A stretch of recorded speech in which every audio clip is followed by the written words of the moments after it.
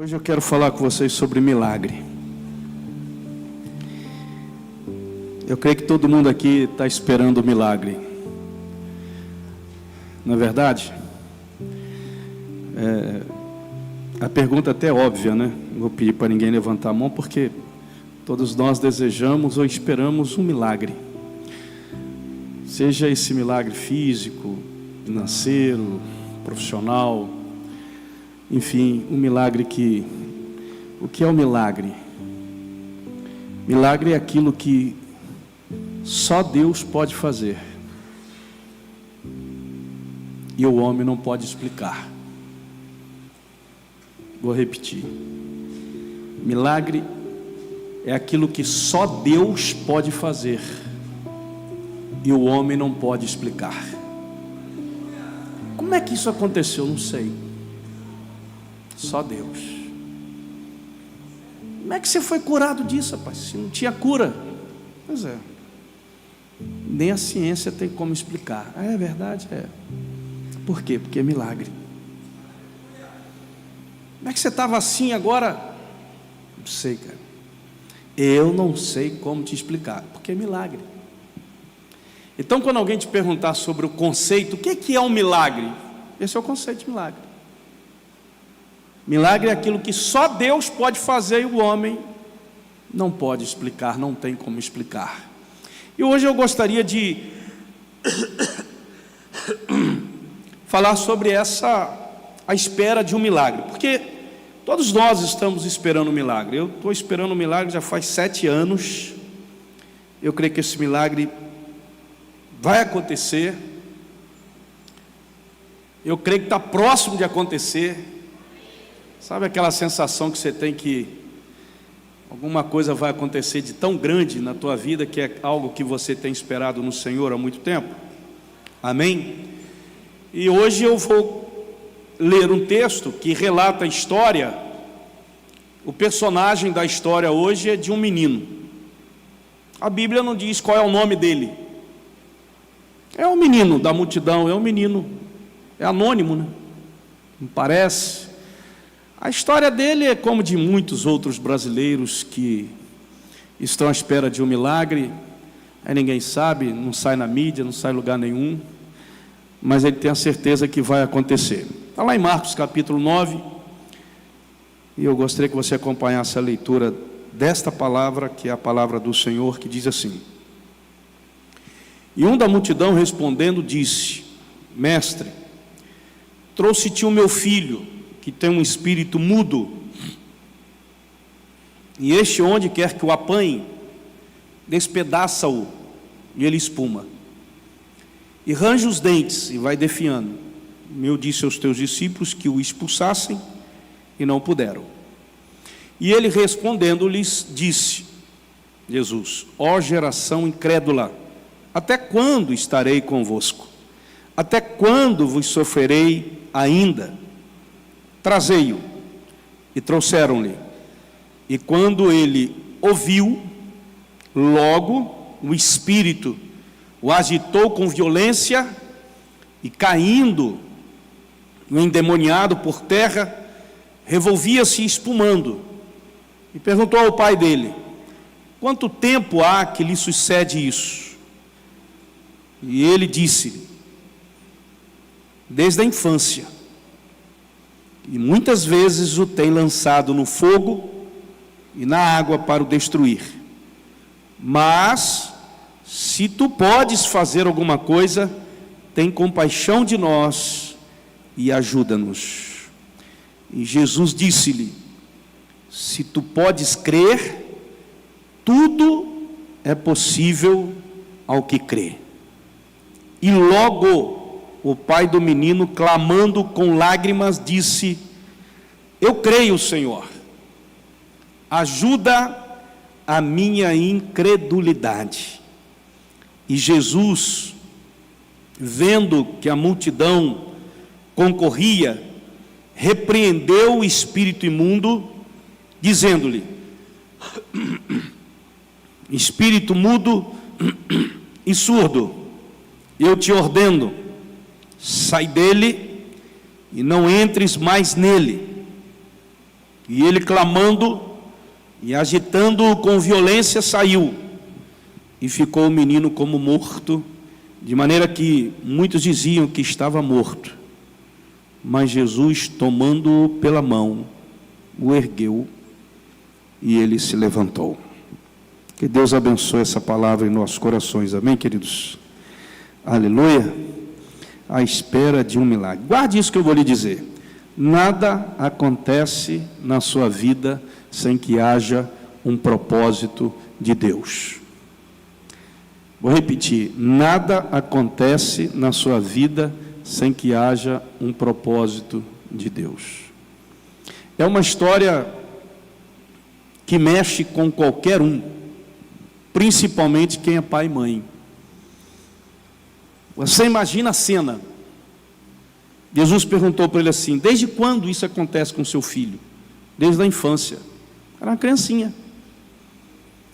Eu já, nesses 36 anos de ministério pastoral, Deus já me usou muitas vezes para repreender demônios que estavam incorporados em pessoas. Muitas vezes. Algumas vezes na casa das pessoas, outras vezes na própria igreja. Mas eu nunca vi um demônio se manifestar na vida de uma criança. Nunca vi.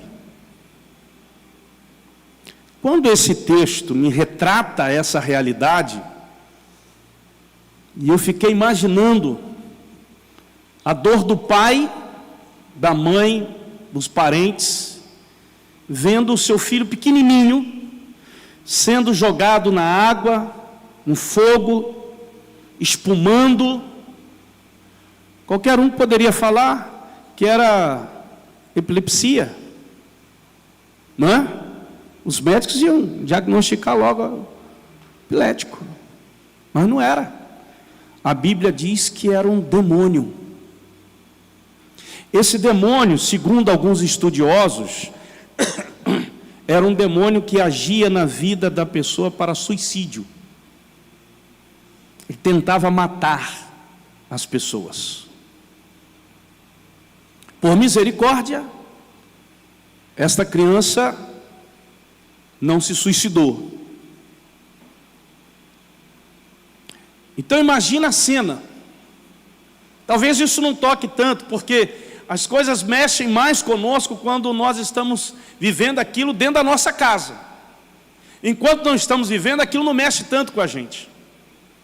Mas a história desta criança, de ser tomada por um demônio, e que os pais não podiam fazer nada, é a história que retrata a espera de um milagre. O que o pai e a mãe queriam mais na vida desse filho, senão esperando acontecer um milagre? Ou duas ou uma: o meu filho vai morrer, ou vai acontecer um milagre. Mas pastor, ele esperava o milagre? Diz assim: não. Diz não. Você sabe por que eu digo não? E você está dizendo comigo não? Por quê, pastor? Porque no coração dele havia incredulidade. É aquela ideia que diz assim: é assim mesmo, desde criancinha ele é assim. Foi diagnosticado com isso, não tem mais jeito. A incredulidade, o texto fala sobre isso.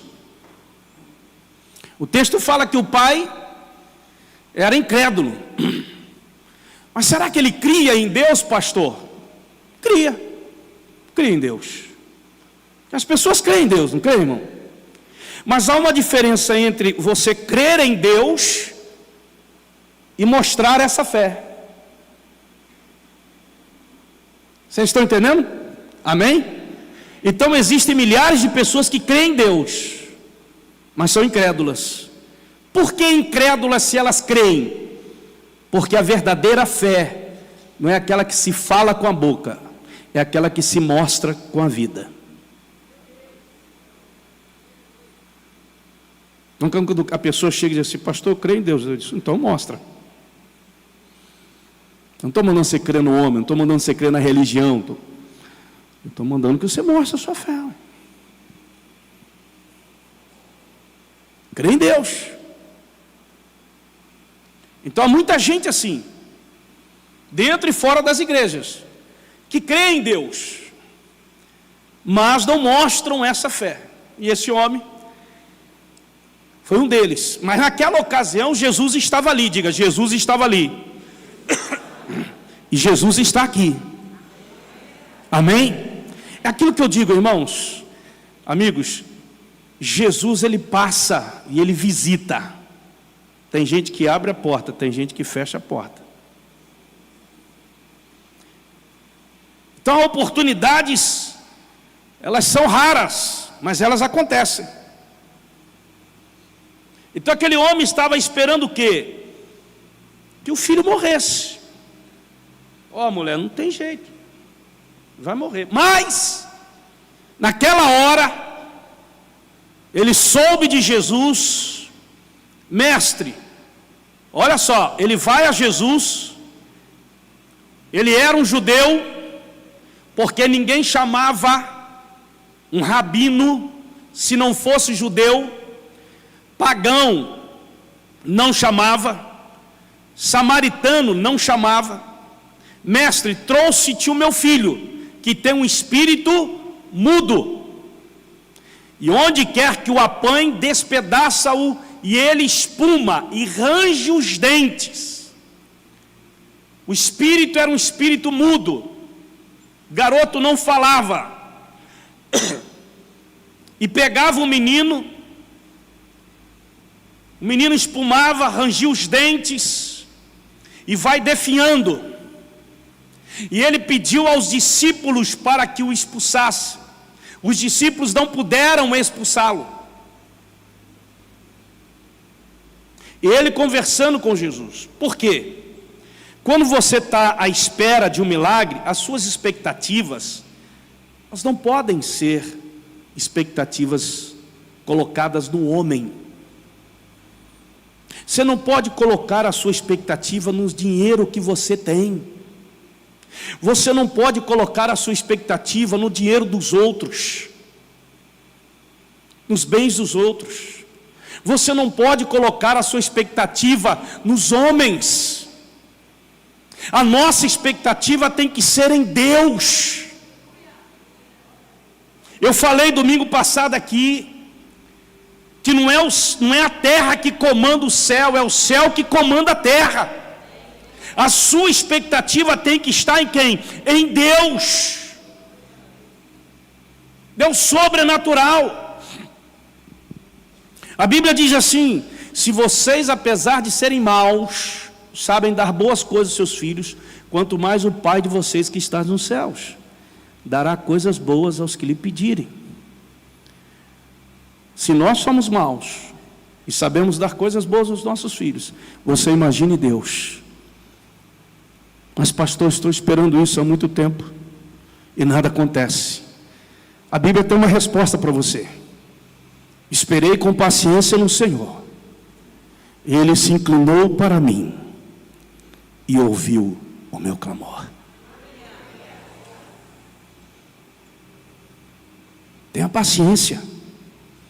O milagre vai chegar. Eu quero profetizar, o seu milagre vai chegar. Eu creio, eu estou com isso muito forte dentro de mim. Meus filhos sabem, minha esposa sabe, que o ano que vem nós vamos ver um grande milagre acontecendo. E talvez você diga assim, mas pastor, milagre na sua casa, na sua vida, Não, milagre não está relacionado à minha casa, à minha vida, à minha família. Está relacionado a algo que vai abençoar vocês. Amém? A família vai ser grandemente abençoada com o milagre que nós estamos esperando. Agora, a minha expectativa está em quem? Está em Deus. Por quê? Porque só Deus é capaz de realizar o milagre que eu estou esperando.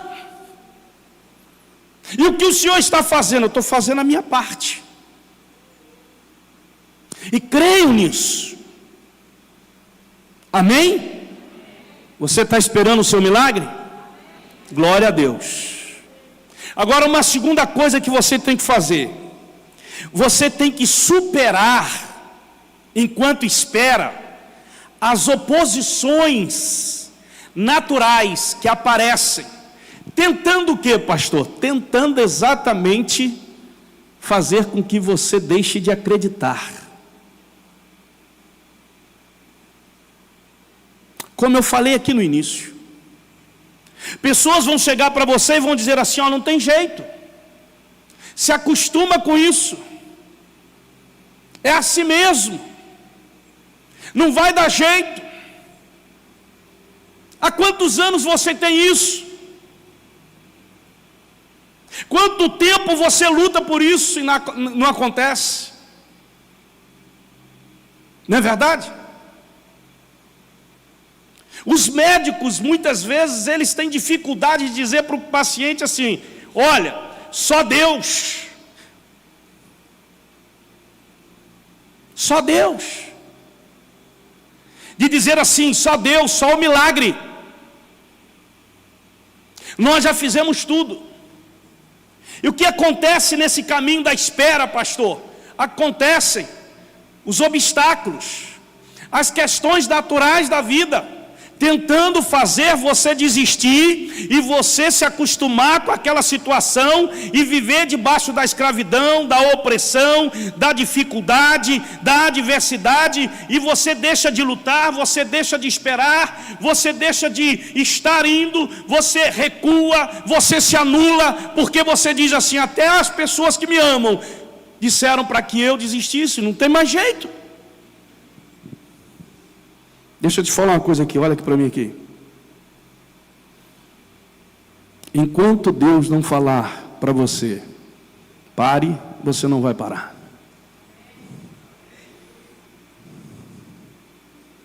Amém? Enquanto Deus não falar, tem algumas pessoas que quando nós pedimos para orar e falar assim: vem aqui, eu já fui lá na frente várias vezes para Deus me curar, para Deus fazer esse milagre, para Deus não sei o quê, e eu já tenho até vergonha quando o pastor dá a oportunidade, porque não acontece mesmo. Na hora que Deus quiser, vai acontecer. Você já desistiu. Quando você fala assim, na hora que Deus quiser, é porque você já desistiu. Ei, lute, não desista, continue. Você vai ver, Deus vai olhar para você e vai dizer assim: esse quer. Os obstáculos não podem impedir você. Você tem que continuar acreditando, em nome de Jesus. Amém? Lembre-se que tudo o que Deus é a favor, o diabo é contra. Tudo. Havia ainda um fio de esperança. Eu levei meu filho, olha, onde quer que eu apanhe, joga no chão, ele espuma pela boca. Fica imaginando a cena, irmão. Range os dentes, fica rígido. Pediu os teus discípulos que expulsassem o espírito, mas eles não conseguiram. Então eu vou desistir, não tem jeito. Se os discípulos que estão com ele não conseguem, eu vou desistir. Mas ele não desistiu. Ele superou essas oposições e continuou indo adiante. Mas há uma terceira coisa enquanto você espera: retire toda a incredulidade do seu coração. Ele diz assim: muitas vezes o tenho lançado no fogo e na água para matá-lo. Mas se podes fazer alguma coisa, tem compaixão de nós e ajuda-nos. Se podes, disse Jesus, tudo é possível àquele que crê. Diga comigo: tudo é possível àquele que crê.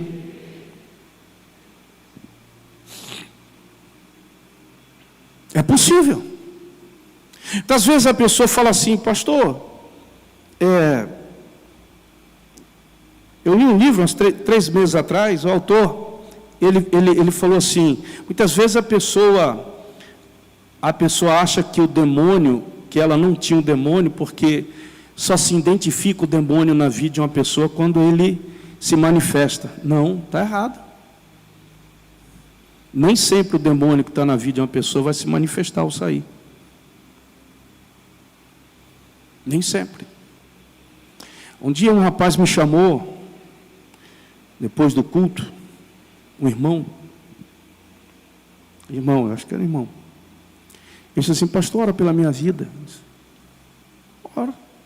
O que você quer que eu ore? Porque normalmente eu pergunto à pessoa o que ela quer que eu ore, para a gente orar com sabedoria, com entendimento. Ela disse assim: não, a minha vida não vai para frente, coisa, pastor, eu tenho me sentido oprimido, pastor, por mais que eu faça a coisa, eu preciso que o senhor ore por mim. Eu comecei a orar por ele, e de repente o Espírito Santo falou assim para mim assim: repreende o demônio que está nele. Cita. Aí eu repreendi: demônio, sai desse rapaz, em nome de Jesus. Aí eu nem falei nem irmão mais, mas era da igreja. Sai dele, em nome de Jesus. Não se manifestou nada, irmão, mas eu falei. Terminei a oração, aí ele olhou para mim e disse assim: por que o senhor acha que eu tenho um demônio, pastor? Por que o senhor orou para o demônio sair da minha vida? Eu disse: é porque Deus mandou. Deus mostrou que tem um demônio na tua vida. Eu disse: tá bom. Ele foi embora. Pelo rosto dele, sou chateado comigo. Aí 2 meses depois, aquele irmão me procura e diz assim: pastor, depois do culto também, pastor, eu vim aqui te agradecer. Eu disse: é mesmo, irmão? E eu achando que ele estava chateado comigo. Por quê? Sabe, aquele dia que o senhor orou, de lá para cá, pastor, minha vida mudou, pastor. O senhor não sabe como mudou, mas eu quero pedir perdão, senhor. Por quê, irmão? Porque quando eu saí daqui, eu saí com raiva do senhor. Eu falei mal do senhor, pastor. Como que o pastor pode dizer que eu tenho um demônio na minha vida? Eu quero pedir perdão, senhor, pastor. Eu disse: irmão, tu está perdoado. O mais importante é a obra que o senhor fez na tua vida. Aí eu falei para ele: para você entender que demônio, se você abrir a brecha, ele vai entrar e ele vai fazer uma miséria na tua vida. Então muitas vezes a pessoa imagina que o demônio não está na vida dela porque não tem manifestação. Muitas vezes o demônio está aí, dentro da tua casa, na tua vida, conduzindo. E você não entende por que as coisas não estão acontecendo, por que as coisas estão assim. Tem algo espiritual ali que está prevalecendo. E se não está indo para frente, se as coisas não estão florindo, não está dando fruto, é porque na verdade tem algo espiritual maligno ali e que precisa ser repreendido, precisa ser eliminado em nome de Jesus. Amém, irmãos? Amém? Talvez seja por isso que você esteja escravizado, amarrado, aprisionado. Os seus olhos não conseguem ver, porque há um demônio, há um espírito maligno. E eu vou dizer uma coisa para você. Para mim, o maior milagre que Jesus fez ali não foi retirar aquele demônio daquele menino. Foi exatamente, querido, retirar a incredulidade do coração daquele pai.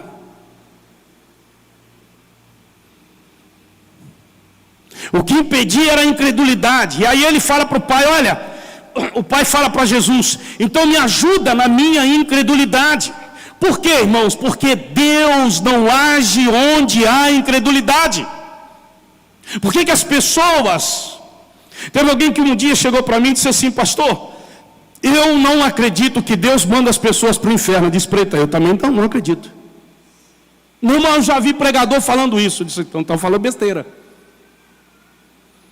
Eu também estou junto contigo nessa. Eu não acredito que Deus manda ninguém para o inferno. Não, pastor, agora sim. Mas eu acredito que as pessoas vão para o inferno por opção e por escolha. Eu falei para ele assim: você já leu lá na Bíblia que Deus preparou o inferno para o diabo e os demônios. Ele não preparou o inferno para os seres humanos. Mas eles vão para lá por escolha. A incredulidade do coração de dizer que crê em Deus, mas não mostra essa fé. O cara entra na igreja, ele até frequenta uma igreja, mas ele não vive aquela fé que ele diz que tem. A incredulidade do coração daquele homem. Ajuda-me, Senhor, na minha incredulidade. O que isso significa, pastor? É a quarta coisa. Quando você espera por um milagre, você tem que crer na superioridade de Jesus. Ajuda-me a vencer a minha incredulidade. Jesus disse: tudo é possível ao que crê. Eu creio, então vai acontecer. Amém? O que eu posso fazer? Jejua, ora, faça o que você pode fazer, e deixa que Deus vai fazer o que você não pode fazer. Aleluia! Mas você tem que realmente mostrar a sua fé. Como que eu mostro? Fazendo aquilo que você tem que fazer, e que Deus não vai fazer, que o amigo não vai fazer, que ninguém vai fazer, que somente você vai fazer. Jejua, ora. Por que os discípulos não puderam repreender? Porque os discípulos não jejuaram. Mas o pai queria transferir para os discípulos a culpa. Trouxe para eles. Levei lá no pastor, o pastor orou e nada aconteceu. E quando Jesus olhou para ele, identificou qual era o problema. O problema não está nos meus discípulos. O problema está na sua incredulidade. Então, Senhor, me ajuda. Quando o cara fala isso, é porque ele reconheceu, e aí Jesus vai ajudar. Quando você reconhece que precisa, deixa o orgulho de lado, realmente eu preciso. A superioridade de Jesus Cristo. Quando a gente canta aqui aquela música Poderoso Deus, Poderoso Deus. É que eu estou com a minha voz ainda. Mas quando eu canto aquela música, eu fico imaginando o poder de Deus. E Jesus tem poder. E alguns crentes falam assim: eu creio, pastor, que Jesus tem poder para mudar isso. Aleluia, glória a Deus. Algumas pessoas falam assim também. Mas por que você está desanimado? Por que você está desfalecido? Por que você não busca mais? Ah, pastor, porque nada aconteceu. Mas você não crê que Deus pode mudar essa história? Pode, pastor. Então por que você está desanimado? Continue animado, continue buscando, continue indo adiante, que o milagre vai acontecer. Em tudo Deus tem um propósito. O tempo determinado de Deus vai acontecer para a glória do nome dEle. O nome de Jesus Cristo é mais poderoso do que as palavras de câncer, de falência, de orfandade, de vício, de ofensa, de cansaço, de perseguição, de dívida, de abuso, de luto, de depressão. O nome de Jesus é acima de todo nome. Debaixo do nome de Jesus todo joelho se dobrará. Não há enfermidade que resista, não há nada que possa resistir ao nome dele. O nome dele, o nome de Jesus é sobre esse nome, é sobre esse nome. Ele, o nome dele. Você e eu temos que entender isso.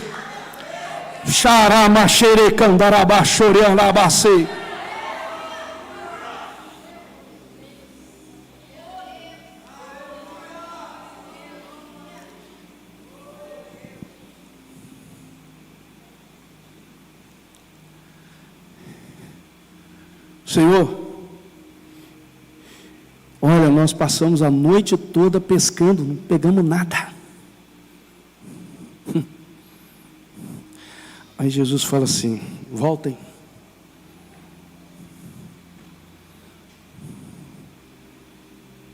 Volte para o mar. Mas nós passamos a noite toda. Volte. Nessa direção aqui. Aí Pedro falou assim: Nós vamos voltar. Sob a tua palavra, nós vamos voltar. Em outras palavras, Pedro estava dizendo assim: nós acreditamos que o teu nome tem poder,